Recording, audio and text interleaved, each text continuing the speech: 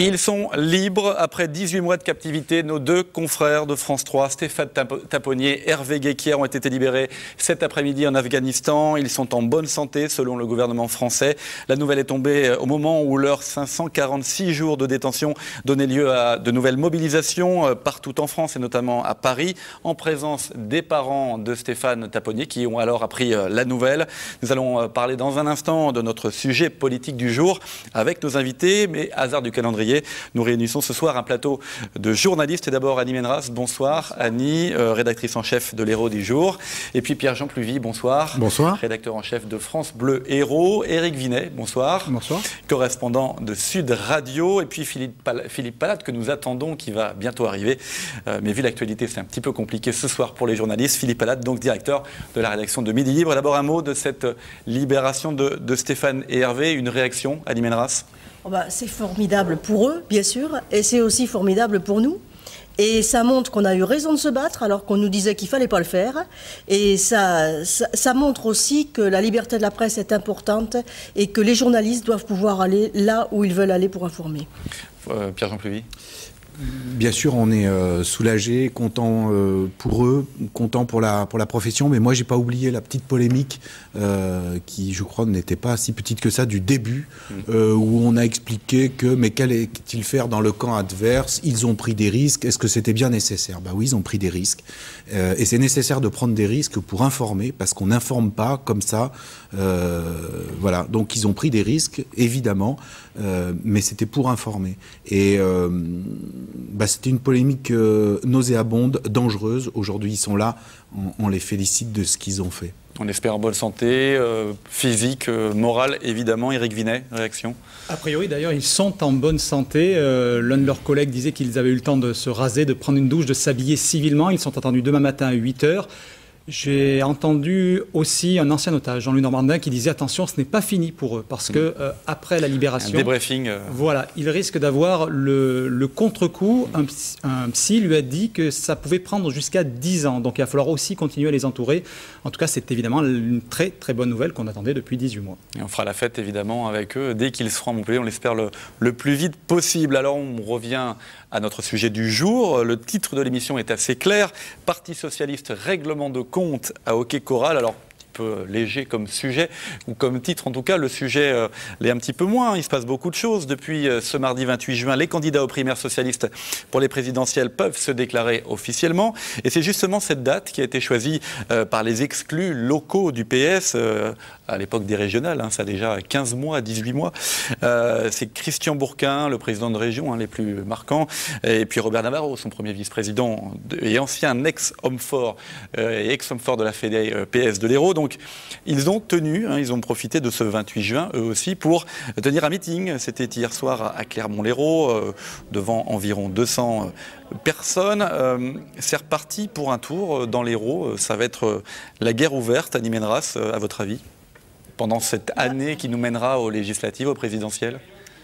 Je ne sais pas, c'est vrai que ça en prend le chemin, c'est vrai qu'il y a des paroles dites qui sont difficiles, mais en même temps, je pense que peut-être les socialistes vont se reprendre, parce que à se taper comme ça les uns sur les autres, c'est vraiment jouer à qui perd gagne. Donc moi en tout cas, je pense qu'ils ont tout intérêt à rester sur le fond des choses et à ne pas envenimer une guerre qui ne rapporterait, à mon avis, ni aux uns ni aux autres. Pierre-Jean Pluvy, il y a une fédération PS de l'Hérault sous tutelle depuis septembre dernier. Alors une tutelle qui était pour 6 mois, qui a été prolongée, on ne sait pas trop jusqu'à quand. Est-ce que ça va vraiment dans le sens d'une réconciliation, on va dire des pros fraîches, des proches de l'ancien patron homme fort de la région, et puis la ligne Martine Aubry, on va dire? Non, mais je crois qu'il n'y a pas de réconciliation, il y a flingage à tous les étages. Enfin, la guerre n'a jamais été aussi forte. Alors, Annie vient de le dire, bien évidemment, ça n'est pas leur intérêt.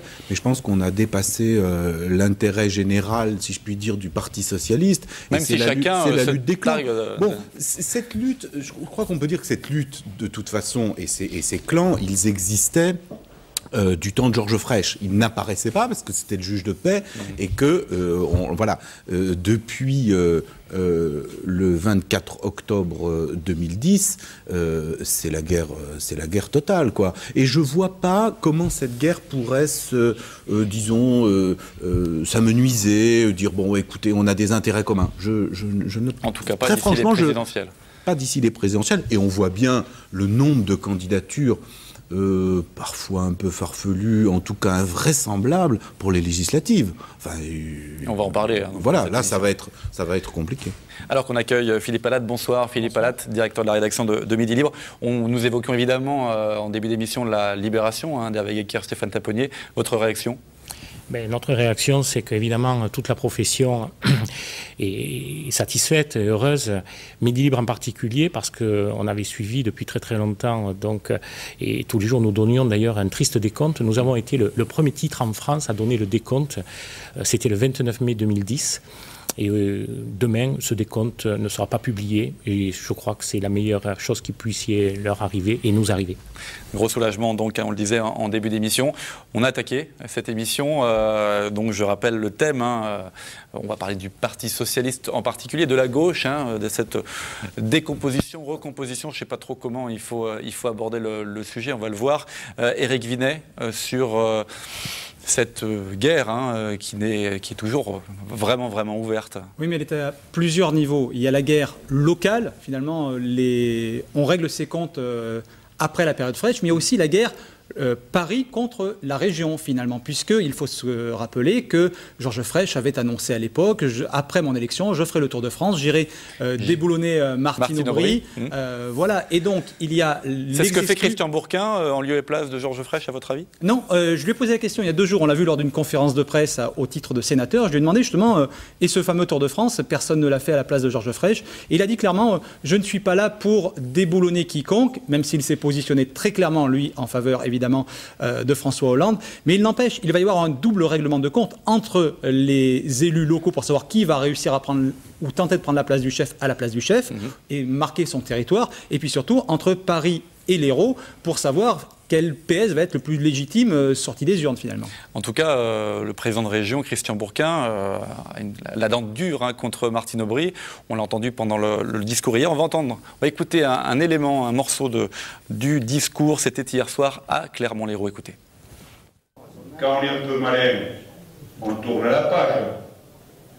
Et comment voulez-vous avoir la capacité de diriger la France alors que vous vous embourbez dans un petit problème?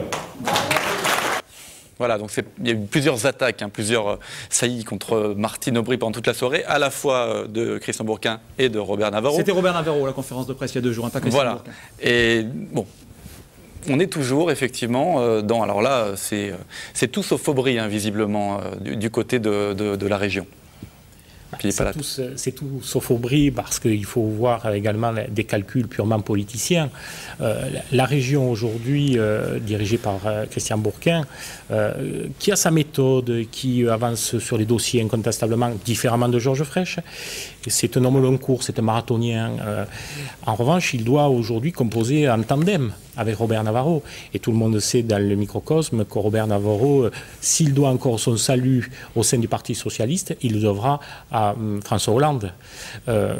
Autant Martine Aubry l'enterrera, autant François Hollande le ressuscitera.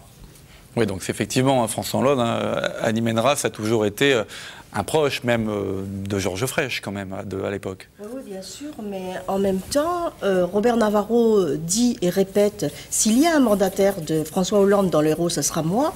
Et on n'a pas entendu l'inverse, c'est-à-dire on n'a pas entendu François Hollande dire mon mandataire est Robert Navarro, parce que si on se rappelle quand même que le Parti socialiste... Peut-être parce que le président de la région, c'est Christian Bourquin, et peut-être qu'à terme, le mandataire sera Christian Bourquin. Et puis c'est compliqué, il ne peut pas être mandaté par des gens qui sont exclus du Parti socialiste quand même. Et contre lesquels il y a eu une plainte quand même. Oui, donc, il y a encore des affaires... Il y a quand même cette affaire il faut quand même rappeler effectivement qu'il y a une enquête de la police sur les comptes, pas que sur les comptes, mais sur les comptes du Parti Socialiste. Et que qui dirigeait le Parti Socialiste, c'était Robert Navarro. Donc c'est quand même, François Hollande, il va falloir qu'il fasse quand même attention, ces situations dangereuses. Et en tout cas, même si Robert Navarro est aujourd'hui sénateur, premier vice-président de la région, c'est un homme quand même fragilisé par rapport à la situation qu'il pouvait avoir il y a encore quelques mois, c'est évident. Sur le choix de cette date, alors évidemment, ils disent que la réunion publique était programmée avant qu'on sache que Martine Aubry allait se déclarer le 28 juin. Moi, je le savais, on savait depuis un bon moment quand même qu'elle allait se déclarer le jour du dépôt officiel des listes. Il y a un vrai désir de provocation quand même.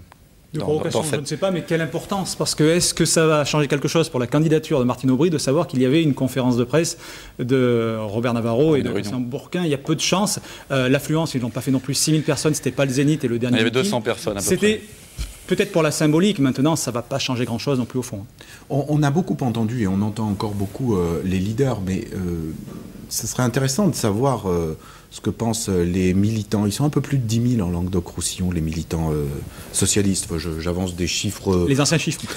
Prudemment, parce qu'il y a quand même polémique sur ces chiffres. Ben, enfin, on peut dire qu'à peu près, ils sont 10 000. Voilà, ils vont voter, ces 10 000, plus les sympathisants. Quand même, globalement, ces militants, quand on les interroge, ils ne sont pas très aubristes quand même. Hein. Alors, on n'a pas interrogé les 10 000, hein. Mais ils ne sont pas très aubristes parce que ça a laissé des traces, parce que la campagne des régionales, parce que le jeu de Georges Frêche du Languedoc-Roussillon contre Paris, de Paris contre le Languedoc, ça a très bien fonctionné et que forcément ça a laissé des traces. C'est eux qui vont voter, ce sont les militants qui vont voter et les sympathisants. Et je crois que même s'il y a des soutiens à Martine Aubry, je ne suis pas sûr qu'elle l'emporte ici, dans cette région. Philippe Palade, justement, il y a des soutiens à Martine Aubry. Ils l'ont encore réaffirmé aujourd'hui. André Vézinet, Hélène Mandroux. Ce sont les mêmes, effectivement, comme disait Pierre-Jean Pluvy, et ce sont les mêmes qu'on a retrouvés lors des régionales. C'est les deux clans, en fait, qui s'affrontent.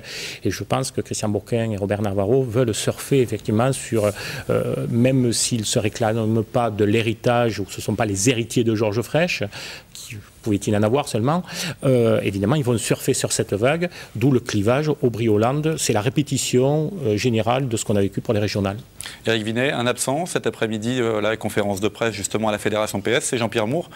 Excusé a priori, mais alors... Il mène son petit bonhomme de chemin, c'est-à-dire que des trois collectivités, c'était celui qui était déjà préinstallé en tant que quasiment président de l'agglo, qui avait déjà fait fonctionner celle-ci. Et c'est vrai qu'il a l'air de se démarquer, de montrer que c'est l'agglo et ce n'est que l'agglo pour l'instant.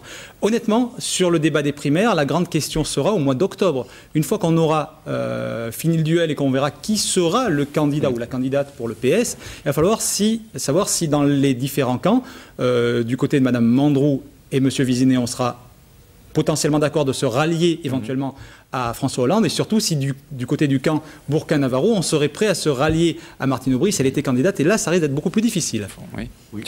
Si on veut parler 2 minutes d'arrière-cuisine, on nous l'annonce, Jean-Pierre Moore à la conférence de presse, on nous dit qu'il va y avoir André Vézinet, on nous dit qu'il va y avoir Kléber Mesquida, Hélène Mandroux, bien sûr, on n'est pas très étonné par ces noms, et puis Jean-Pierre Moore, et là c'est vrai qu'on est un peu plus étonné, et puis à France Bleu Héros, quand on va lui poser la question, il dit « Ah ben non ».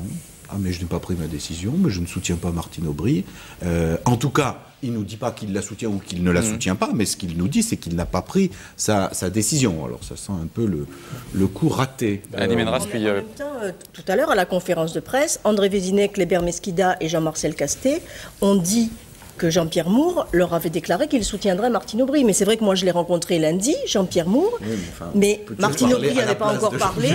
Oui. Je leur conseille donc l'édition de Midi Libre demain, puisque Jean-Pierre Moore nous déclare qu'il ne tient pas à se précipiter et que son choix n'est pas du tout... il a encore du temps pour se décider. Non, mais enfin, il l'aurait dit à Fontanelle, le secrétaire national du Parti Socialiste, en présence de témoins. Ça s'appelle essayer de faire dire à quelqu'un ce qu'il ne veut pas dire, me semble-t-il. Mais Éric Binet a raison, il fait son bonhomme de chemin avec une certaine sérénité. C'est un petit roc qui avance, qui avance pas à pas, tranquillement. Qui avance pas à pas, qui évite de tomber d'un camp à l'autre, qui est plutôt diplomate et assez consensuel, mais qui a une bonne vision. C'est l'image qu'il a, effectivement, complètement. Ouais. Et donc, il ne veut pas se faire happer si loin de la primaire par un camp ou l'autre, se faire taxer d'eux. Bon, c'est sa manière d'être. Et puis parce que lui-même a sans doute aussi des visées personnelle, politique, qui vont l'amener probablement au-delà du mandat de maire de Condon-Sec et de président de l'agglo. On peut l'imaginer sur une circonscription, on peut l'imaginer sur une grande ville.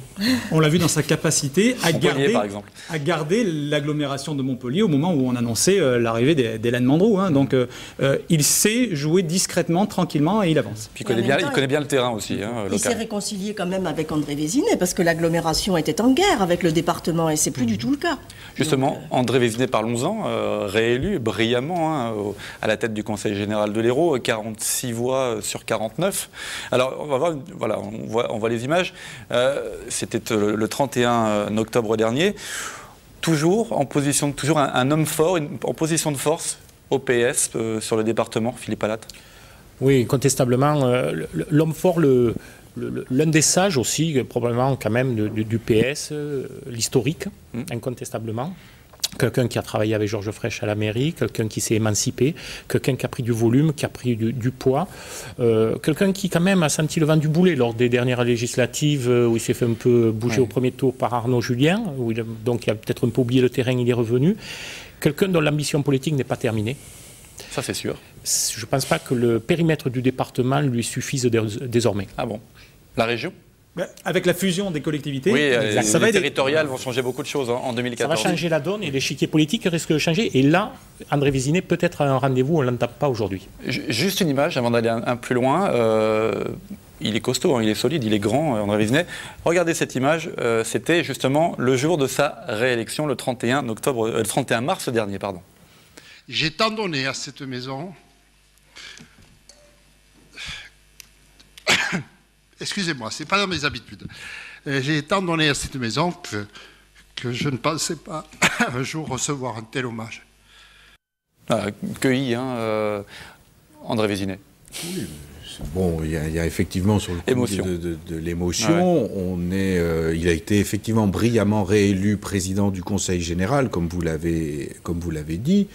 Il a été quand même moins bien brillamment réélu conseiller général. Parce qu'avant d'être réélu président d'un conseil général ultra majoritairement socialiste, donc vous pouvez penser quand même que... Voilà, il avait un ballottage très favorable sur son... Oui, il avait un ballottage favorable, mais regardez, alors ça n'est pas du fait d'André Vézinet, mais André Vézinet travaille beaucoup le terrain et notamment son fief, hein, on peut appeler ça comme ça, la Paillade, c'est son fief. On ne s'est pas précipité pour aller voter quand même. L'abstention a été forte. Elle n'a pas été forte qu'à Montpellier 9, elle a été forte de partout. Mais enfin, voilà. Et son concurrent, c'était donc un candidat front de gauche, Mohamed Bouklit, hein, qui maintenant, effectivement, essaie de relancer cet élan engagé pendant les cantonales. Donc, oui, non, je voulais simplement dire que voilà, son élection n'avait pas été aussi brillante que ça pour quelqu'un qui tient de main de fer un quartier. Annie Menras. Oui, mais il a échoué de quelques dizaines de voix. C'est vrai que dans toutes les cités populaires, il y a eu une abstention extraordinaire. Donc on ne peut pas penser que c'est forcément dû à sa personnalité. On sait bien dans quelle situation est le logement, l'emploi dans ces cités, et c'est pas de son ressort, mais il en a subi lui aussi les conséquences. On va faire une très courte pause, on se retrouve dans un instant et on évoquera évidemment la situation à la mairie de Montpellier. A tout de suite.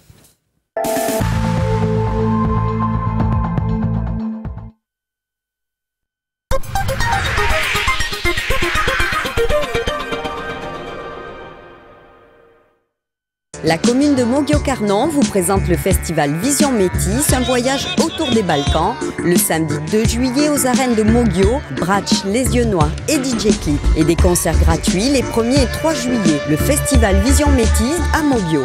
Vous vous posez des questions sur votre avenir, celui d'un proche, une question d'ordre sentimental, financier, professionnel ou tout simplement familial.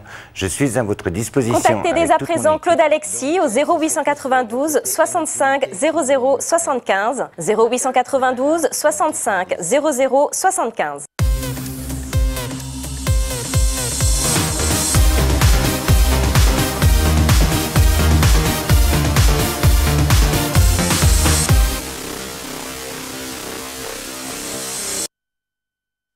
Le jazz s'installe de nouveau à Alès pour 2 exceptionnelles soirées au Fort Vauban. Au programme lundi 4 juillet à 18h The Syndicate et à 21h30 Mike Stern Band et Didier Lockwood. Et on enchaîne vendredi 7 juillet avec à 18h Carlos Mazza et sa Familia et à 21h Jackie Terrasson et Philippe Catherine Duo. Chaque concert est à 18 € avec un passe-soirée à 30 €. Billetterie Fnac, Ticketnet, Cora, Hyper U et Office de tourisme d'Alès. Information au 04 66 52 32 15 ou alès7.fr.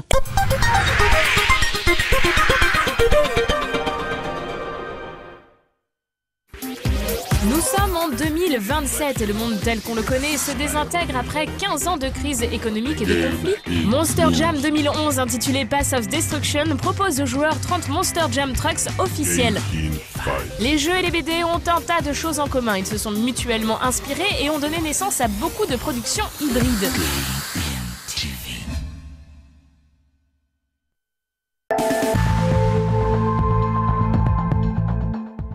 Deuxième partie d'On en parle, nous évoquons toujours la situation à gauche dans le département de l'Hérault, un peu dans la région aussi, et notamment au PS. Alors, on a resserré un petit peu le périmètre, on n'a pas évoqué encore la mairie de Montpellier, Hélène Mandroux. Alors, on a évoqué les soutiens à Martine Aubry pour la primaire PS qui commence, qui s'annonce. Hélène Mandroux, qui a changé de direction, de directeur de cabinet il y a 15 jours. Alors, elle a été accusée d'avoir un peu déserté la mairie. C'est ce qui l'a fait revenir sur le devant de la scène, monter au créneau, très énervée. Elle a tapé du poing sur la table. Est-ce qu'il fallait justement qu'Hélène Mandroux comme ça, brutalement, reviennent sur la scène médiatique. Et je crois qu'en plus, elle est venue chez vous, c'était un lundi, France Bleu Hérault. Oui, elle est venue sur France Bleu Hérault à parler d'un remaniement, comme on parle d'un remaniement ministériel. Mais c'est le terme qu'elle a employé, puisqu'elle a même dit « je ne changerai pas de Premier ministre ». Donc voilà, Serge Fleurance sauve sa tête. Soulagé. Voilà. En disant que sa méthode était de discuter avec chacun de ses adjoints, de discuter des délégations et de voir ce qu'il fallait garder, changer, rajouter. Voilà. Alors, depuis, elle a dit qu'elle était aidée par Serge Fleurance pour recevoir justement les élus. Serge Fleurance allait recevoir, ou reçoit en ce moment, les élus, les conseillers municipaux, on parle du groupe majoritaire, là, et Madame Mandroux, les adjoints. Les adjoints, bien sûr, avec les délégations. Voilà. Bon, et revoir certaines délégations. Alors, qu'est-ce qui peut retirer, voilà, faire un peu de ménage. C'est vrai qu'il y a eu des prises d'opposition, pas dire que, y compris par ses adjoints, elle a toujours été très soutenue. Voilà. Donc, elle va en tirer les conséquences. Résultat, je crois, fin juillet. Le 25 juillet pour le conseil municipal. Et donc là, on verra. Vous avez parlé du changement de cabinet. Je pense que pour les citoyens, c'est un peu anecdotique, parce que c'est pas, on peut changer de cabinet très bien, voilà, mais c'est pas ce qui fait le cœur de l'affaire. Ce sont les adjoints, les délégations, c'est eux que les Montpelliérains ont élus. C'est quand même l'entourage très proche du maire, le directeur de cabinet. C'est tout à fait symbolique de changer de cabinet. Éric Vinet. D'un point de vue de la communication, oui, elle a eu raison de taper du poing sur la table, parce que ça commençait à faire beaucoup, il fallait qu'elle marque sa présence et finalement son territoire. Il y a eu des allusions à sa vie privée aussi, qui l'a beaucoup touché. D'un point de vue politique, par contre, rien n'est moins sûr qu'elle réussisse à reprendre finalement les choses en main, parce que c'est vrai que ça fait déjà plusieurs semaines, voire plusieurs mois, que certains la critiquent, ouvertement ou en off, comme on dit dans le journalisme, que certains se positionnent même déjà pour la future élection à la mairie. Donc c'est vrai qu'elle est en difficulté. Il faut se rappeler aussi que ce n'est pas le premier cabinet qu'elle change, qu'il y a eu beaucoup d'hommes qui ont changé au sein de la mairie, voilà, et qu'elle a eu, alors certes... On voit l'image, Patrick Vignal, Philippe Sorel, voilà. Philippe Sorel qui est déjà candidat pour 2014, les municipales. Et il faut oui, elle a eu quelques soucis personnels, elle s'en est expliqué sur l'antenne de Pierre-Jean. Elle a eu aussi le contre-coup des régionales, il faut être clair. Il a fallu digérer tout ça, ça n'a pas été facile, on l'a envoyé au feu. Donc il faut être clair, elle n'est pas en position de force, elle essaye de se repositionner justement en tapant du poing. Annie Menras. Je pense qu'elle a quand même été très méchamment attaquée, y compris par nos confrères. Parce que moi j'ai entendu des confrères dire mais enfin sa mère elle était vieille, pourquoi est-ce qu'elle est partie si longtemps? Enfin, elle a été attaquée beaucoup plus qu'aucun homme n'a jamais été attaqué. Pourquoi dit-on sans arrêt qu'elle s'en va au Canada et je ne sais où, alors que quand Georges Frêche était maire, il partait partout, tout le temps, et qu'on ne trouvait jamais à redire. Alors moi, je ne dis pas qu'il faut approuver tout ce qu'elle fait, c'est pas du tout ma position. Mais je veux dire, je trouve qu'il y a eu des attaques contre elle qui sont très injustes, et qu'elle tape du poing sur la table, qu'elle s'explique, qu'elle prenne du recul parce que son petit-fils est entre la vie et la mort. Moi, je trouve ça plutôt rassurant que nos élus soient des hommes et des femmes comme nous et qui soient atteints quand ils ont un deuil dans la famille. Et je trouve ça scandaleux qu'on dise mais où est le maire de Montpellier quand on sait très bien que sa mère vient de mourir. Philippe Allat et moi, tout le monde dit qu'elle a tapé du poing sur la table. Moi, je pense que la table n'a pas eu bien mal quand même parce que on ne peut pas dire qu'Hélène Mandroux, depuis qu'elle dirige la mairie, elle la dirige d'une main de fer où a imposé un rythme, une méthode, est intransigeante avec ses adjoints, fait taire les contradicteurs. Non, Hélène Mandroux, elle se retrouve dans une position extrêmement inconfortable avec des adjoints et conseillers municipaux qui se déclarent tous futurs maires ou candidats à la mairie de Montpellier. Monsieur Vignal, Monsieur Sorel, Monsieur Touchon, on pensait à Frédéric Bord, on pensait à Robert Navarro à un certain moment. Il y a un nombre de candidats à la mairie de Montpellier qui viennent contester son pouvoir. Et ces absences, ou entre guillemets, parfois ces fuites, ont laissé de l'espace à des ambitions, parfois incontrôlées, parfois des choses plus maîtrisées, qui ont fragilisé cette ville et cette mairie de Montpellier. Et je trouve que quand Hélène Mandroux est absente de Montpellier, il n'y a pas de pilote dans l'avion. Quand Georges Frêche était absent de Montpellier, il y avait la présence de ce Georges Frêche était représentée. Pierre-Jean Pluvy. Moi, je fais partie des gens qui ont écrit des papiers, en tout cas un pas très sympathique pour Madame le maire. Donc, j'assume parfaitement ce que j'ai écrit. S'il fallait le réécrire, je le réécrirais. Évidemment, on ne parlait pas d'absence physique, que Madame Mandroux soit à Montpellier ou n'y soit pas. D'abord, je n'en sais rien. Je ne vis pas avec Madame Mandroux. Elle fait ce qu'elle veut. Voilà. Je parlais depuis le début du mandat d'absence de vision politique. Bien évidemment, on a voulu faire croire, M. Lévitat a vite rédigé un communiqué pour dire « vous êtes méchant ». Vous l'attaquez quand elle a perdu sa mère. Voilà une affaire privée. C'est pas sur ce terrain-là. Voilà, mais jamais nous avons écrit un seul mot sur le décès de la mère de Madame Mandroux. Et on ne parlait pas d'absence, vous voyez, physique, et d'absence de vision politique. Quand vous avez un tel désert politique, que les adjoints prennent le pouvoir, que les services, c'est-à-dire les fonctionnaires, interservices sont en concurrence, c'est un dysfonctionnement de la machine municipale à laquelle on assiste. On a des exemples, c'est gravissime. On a des exemples. On sait bien que quand les adjoints prennent le pouvoir, vous savez, la nature, elle a horreur du vide. Hein. Quand il n'y a plus de pouvoir politique, et il n'y a plus de pouvoir, ou il n'y avait plus de pouvoir, j'entends ce qu'a dit Madame le maire sur France Bleu Héros, donc parfait, elle va peut-être y remédier. Mais quand il n'y a plus de pouvoir politique, et que les adjoints, les uns après les autres, effectivement se déclarent candidats, mais aussi prennent leur pouvoir, enfin quand même vous avez un adjoint qui est un peu schizophrène, qui est Monsieur Philippe Sorel, adjoint à l'urbanisme, qui ne respecte pas les décisions du maire. Je parle de l'affaire du stade de l'abbé Prévost, mais dans quelle mairie? S'il y a une vraie direction politique, c'est un problème de poids politique. S'il y a une vraie direction politique, ça n'existe pas. Aujourd'hui, on parle de dysfonctionnement de la mairie. Et ça, c'est grave. Éric Vinet. Annie disait, on n'aurait jamais critiqué Georges Frêche comme cela. Mais Georges Frêche n'aurait jamais permis que ses adjoints prennent la parole sans lui, même s'il avait été physiquement absent, et aille contre finalement son pouvoir. Il avait, on pouvait le reconnaître ça, on lui reprochait d'être trop autoritaire à Montpellier, mais il avait au moins cette poigne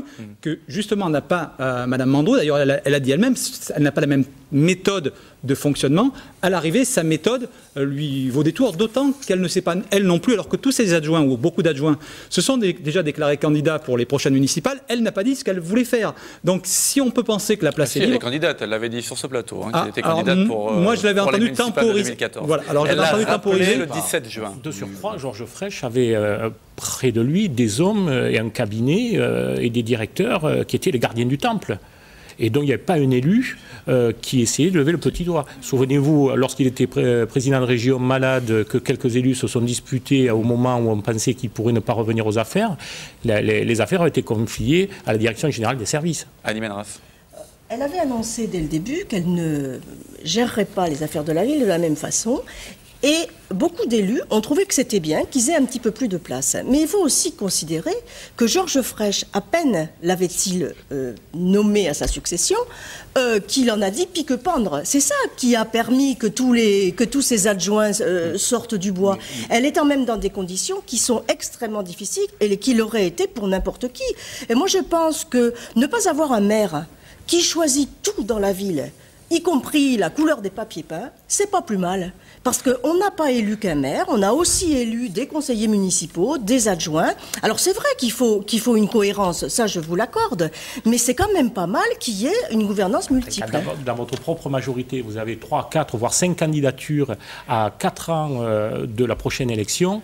Ça fait un peu désordre. C'est un petit peu compliqué, mais ça... Et il faut se rappeler qu'elle a été déstabilisée dans sa propre section PS. C'est-à-dire qu'elle n'a pas le pouvoir à la mairie, mais elle est même déstabilisée parfois localement dans son parti. Donc évidemment, ce n'est pas facile pour elle. D'où le besoin de taper du poing sur la table pour essayer de montrer que c'est elle la patronne. Et puis il faut se rappeler quand même des erreurs politiques extrêmement lourde de conséquences quand elle décide ou qu'on la décide, je ne sais pas, de partir au régional. Oui, qu'on la décide. Bon, c'est une erreur politique gravissime. Elle se sacrifie. Un mois et demi de non, mais de ça ne peut...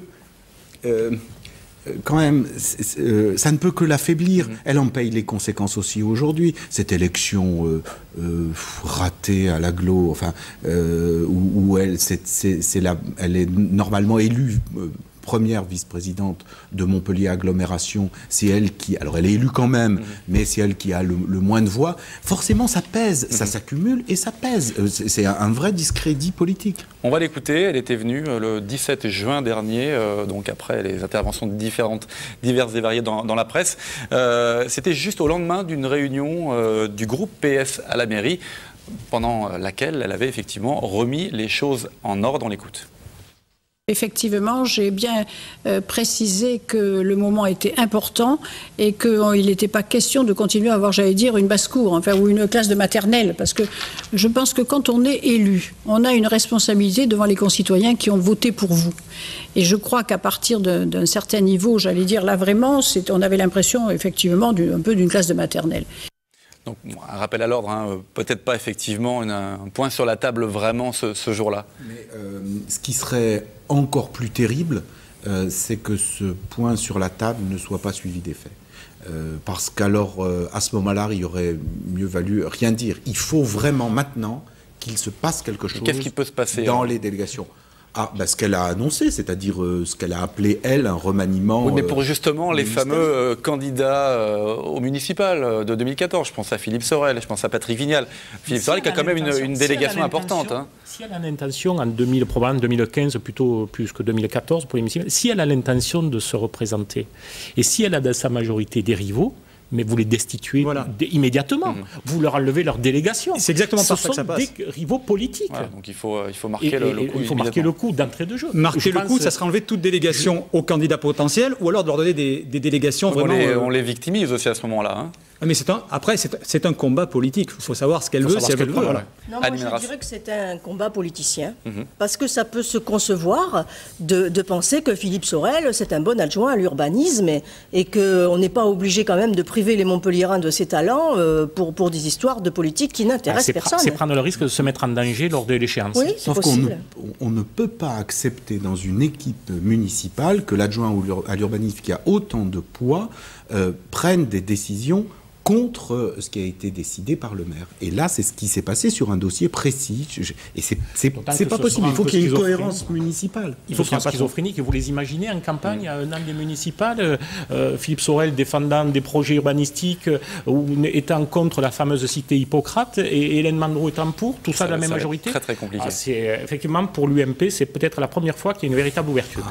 Il nous reste 2 minutes d'émission. J'aimerais qu'on évoque quand même l'entrée éventuelle des Verts, puisqu'on parle de ça depuis 18 mois à peu près, même 2 ans, des Verts dans la majorité, le retour dans la majorité municipale. Ça va se faire ou ça va pas se faire? Ça fait partie des dossiers politiques. Non, mais ça fait partie des dossiers politiques ratés. Vous qui connaissez beaucoup de choses. Non, mais ça fait partie des dossiers politiques ratés de Madame le maire. On ne peut pas annoncer depuis...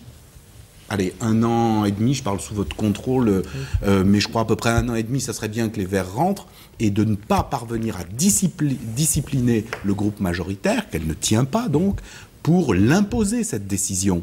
Il y a 2-3 adjoints qui disent non, c'est pas bien, donc on le fait pas. Alors on fait attendre les Verts qui attendent depuis 1 an et demi. Bon, je pense que maintenant ça se fera pas. Oui. Ou, enfin... Est-ce qu'ils le souhaitent encore? Parce que vu que je sais même pas s'ils le souhaitent encore. Vu que les municipales vont arriver en tout cas la campagne dans quelques mois. Ils vont vouloir se compter. Voilà, exactement. Tout à fait. Donc ils n'ont plus forcément intérêt. Annie Menras, votre avis? Oui, enfin, ils n'ont pas envie de laisser la place, sans doute, les élus de la majorité. Parce que pour que les Verts rentrent dans la majorité municipale, et s'ils doivent avoir des adjoints, il faut bien que certains s'en aillent. Et ça peut pas... Mais tu fais pas une annonce pour dire tiens, ça serait bien que les Verts rentrent. Enfin, il y a une discussion avant, et quand tu fais l'annonce, c'est que les choses sont plus ou moins calées.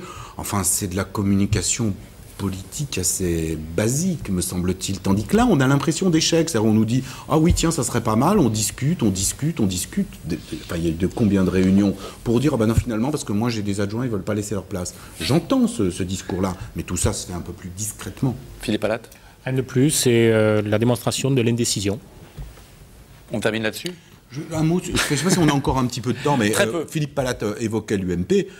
Quand même, je ne veux pas dire qu'on lui sert la ville sur un plateau, mais je ne pense pas d'ailleurs, parce que la sociologie de Montpellier fait que... Mais on n'a pas l'impression qu'ils en profitent, et ils sont étonnamment absents. On ne les entend pas, alors qu'il y a quand même 2-3 petites choses à dire.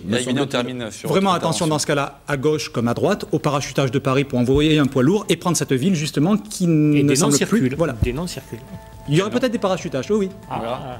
Bon, on verra, il suffira de lire les différents médias, Midi Libre, l'Héros du jour. Écoutez Sud Radio, France Bleu Héros. Merci en tout cas d'être venu sur ce plateau. C'était la dernière émission de la saison. Pour On en parle, on se retrouve à la rentrée. À très bonne soirée à tous.